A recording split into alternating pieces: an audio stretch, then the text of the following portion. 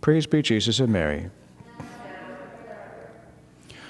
And Jesus was driving out a demon that was mute, and when the demon had gone out, the mute man spoke, and the crowds were amazed. Some of them said, "By the power of Beelzebul, the prince of demons, he drives out demons."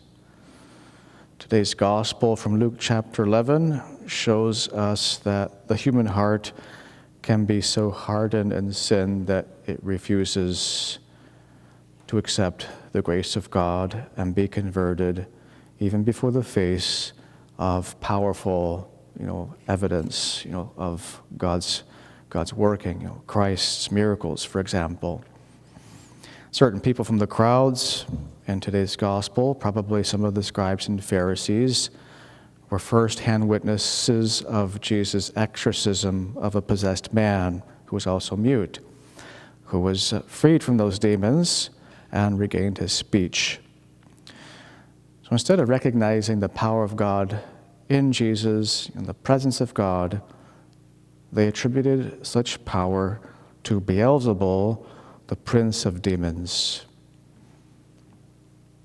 These individuals were described by God through the prophet Jeremiah in today's first reading from Jeremiah chapter 7, where we heard, "This is what I commanded my people, listen to my voice, but they obeyed not, nor did they pay heed. They walked in the hardness of their evil hearts and turned their backs, not their faces, to me." For these kind of people, no amount of proof or evidence of the truth about Christ, of the Catholic faith, is ever good enough.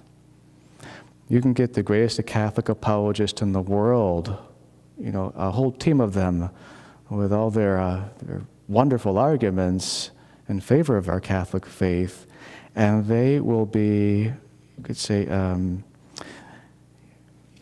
unable to do anything with these individuals whose minds are closed, whose hearts are hardened. So after all, Jesus himself was rejected. He couldn't convince everyone to accept him as the Messiah. So it's a mystery. It's the mystery of free will. Every single person to accept or reject God and the grace of God. More often than not, the problem with these kind of people who reject Christ, the church, the Catholic faith, is an intellectual problem. It's a moral and spiritual problem. They simply cannot and will not give up their sins. We can only pray for these individuals and entrust them to the mercy of God. Try to work on their hearts, of course. Try to help them, with say seeds of grace as if were planted in their hearts, what we can do or say to them, but ultimately entrusting them to God's mercy. As for ourselves, let us always be on guard, never to slip into that most lamentable of states, which is a hard-heartedness towards God, towards His grace, towards His holy inspirations that He sends to us. And to do this by cultivating a spirit of humility and contrition for our sins. If today you hear His voice, harden not your hearts. We repeat it in today's responsorial psalm. So today and every day, let us listen to God's voice, really speaking to us, and say to Him, "Speak, Lord, for your servant is listening." Praise be Jesus and Mary.